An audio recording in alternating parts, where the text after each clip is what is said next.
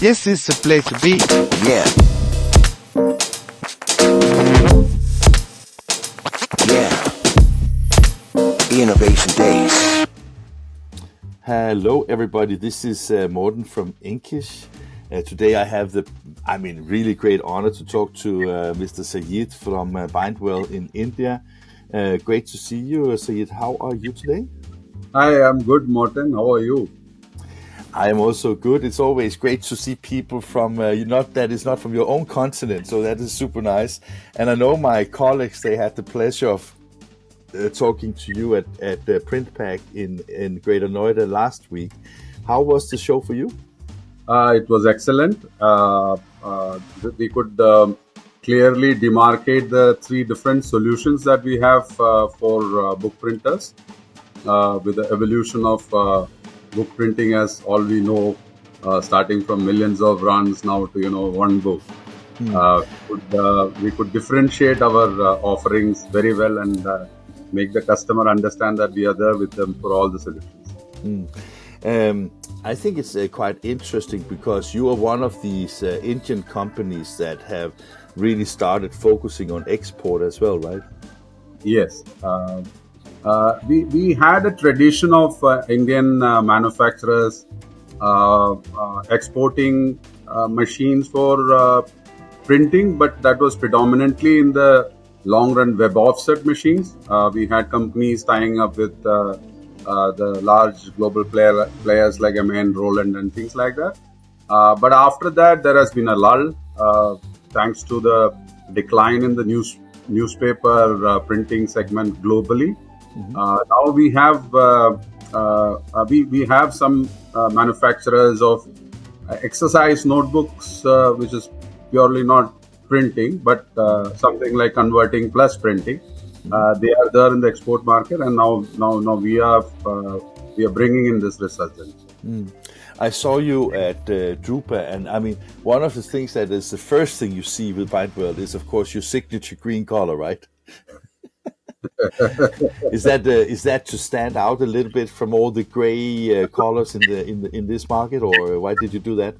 Yes, I think we have had enough of blues and grays and whites, especially blues, right? Yeah, we wanted to be distinct, and also green is about sustainability. I think going forward, all the dialogues, all the discussions will be happening around. Are you doing something back to your society, something back to Mother Earth?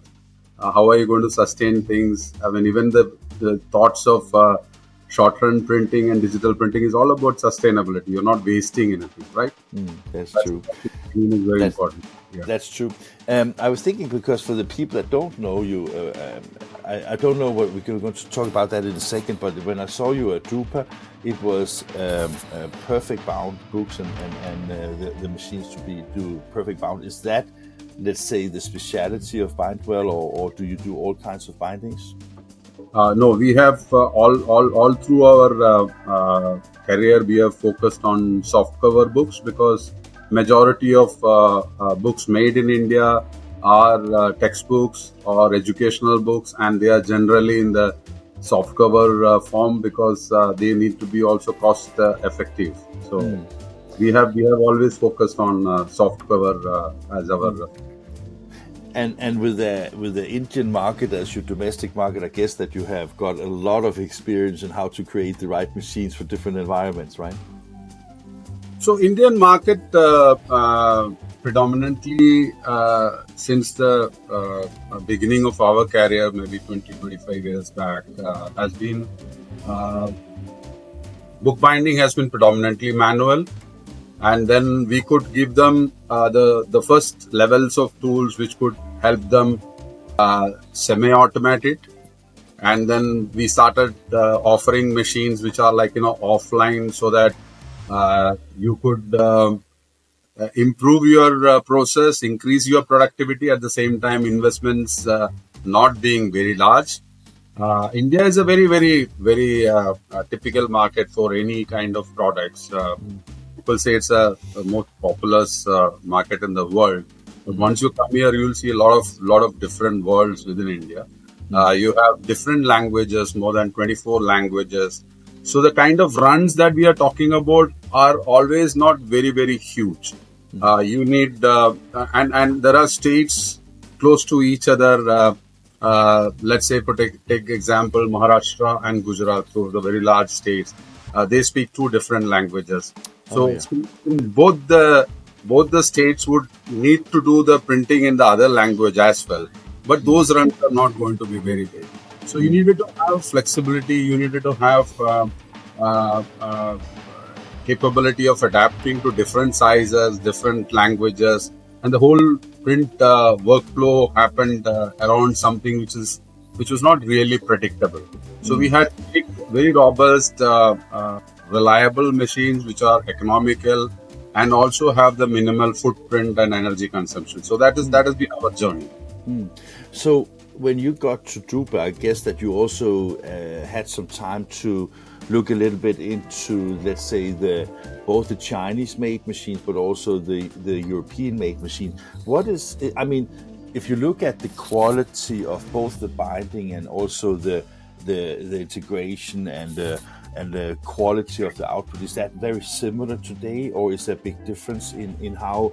I'm asking you because I know it sounds like I'm not educated. I am a little bit educated, but I'm asking because the printing industry in Europe has been very dominated by Europeans, of course, right?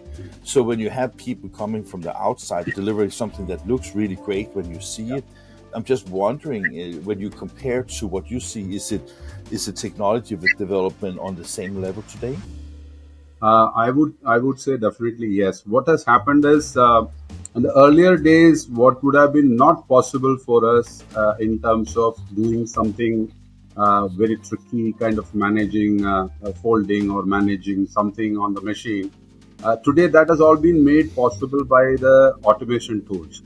So if you look at it, that's been a leveler in terms of what are the PLCs that we use, what are the motors that we use, or there's no difference from what could be used by a European manufacturer versus what could be used in India.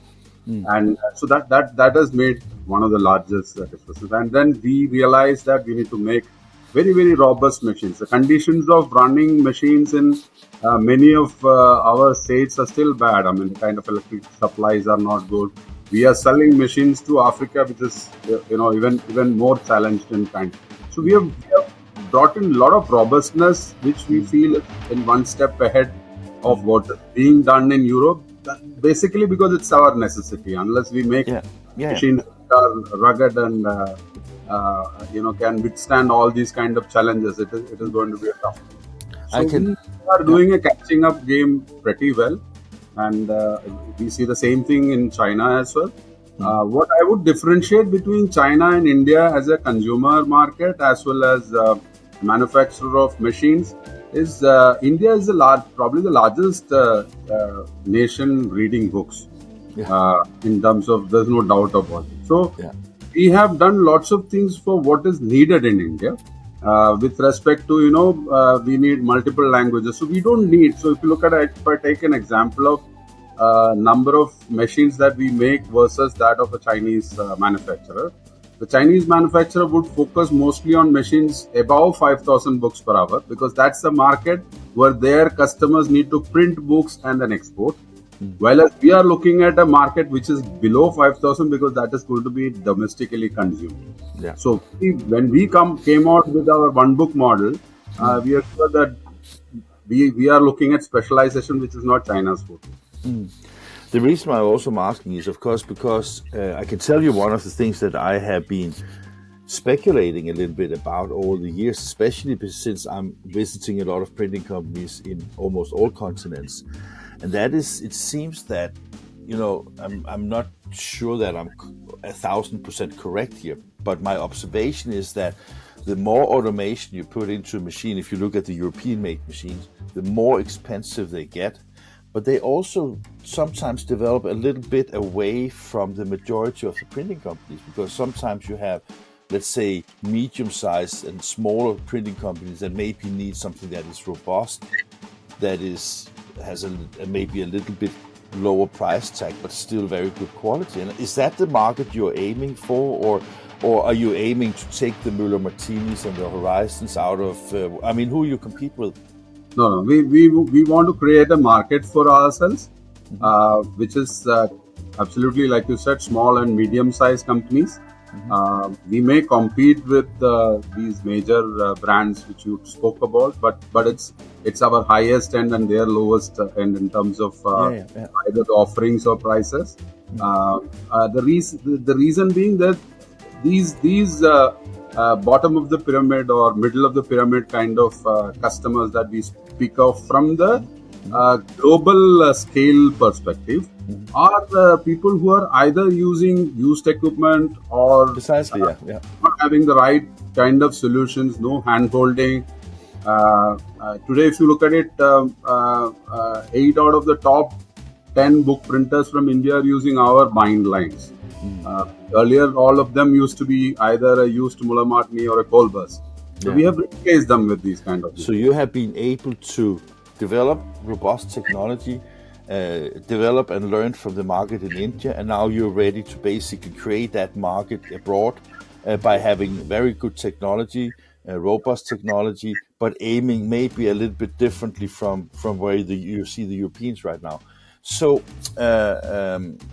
Sajith, when you look at the market in Europe and you see the printing companies that obviously you're going to meet at the Innovation Days, is that, because you spoke about books of one, so the trends of, let's say, products of one in almost all industries these days, is that also something where you say that, okay, we have the right solution for managing this, and you have this is where you probably have barcode readers and all these kind of things to have variable spines, variable formats, these kind of things. Is that also something that you're looking into or offering already, or? So we already have that solutions. So what we presented in Print Pack and what we will discuss in Hunkeler Innovation Days is something called a Sprint Bind, which is smart print binding, where we have a solution called as Insta, which is a book of one binder, which we launched in Drupa, and that's been beta tested in some of the large print on demand customers in India. And then we also launched a 3-knife trimmer, which is again for short run solutions kind of thing. The machines alone, we feel, is not just enough. Getting integrated into the workflow is very important. Having partners as we go ahead is very important, and that's how we are looking at Hunkeler Innovation Days. We're not there to meet a customer and sell. So it's also to get the partners basically set. Yeah. And that makes sense, because I think that if you look again on the, I guess it's the same in India, that basically if you look at labor, the binderies is still the portion of a printing company that are most labor intensive, right? So of course you need to also integrate to let's say ultimate bindery. You need to talk to the OEMs on how to integrate solutions with them. I think that Innovation Days is a good place for you to be, right? Absolutely. Yeah. Have you been there before? Yes, as a visitor. As a visitor. Okay. Yes. So this is the first time as an exhibitor, and are you excited? Yes, absolutely. Yeah. What can people expect when they come to your booth? What can they see?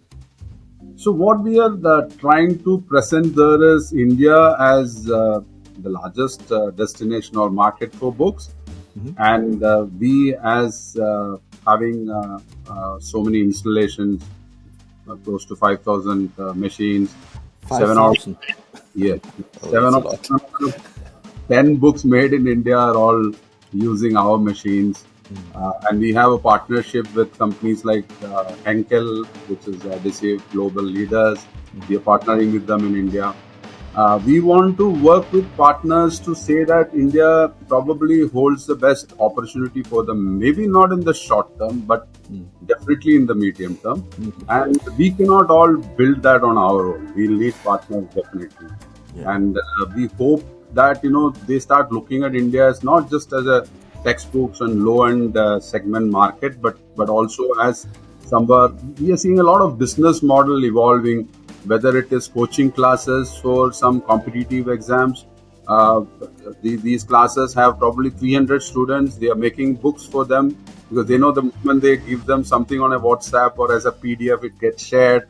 So you're seeing a lot of short-run activities happening. We are selling a lot of machines along with inkjet machines which come from outside, whether it's Chinese or Japanese or European. So we want to talk about India first, and then say whatever little or good that we have done. We are going there with a lot of humility.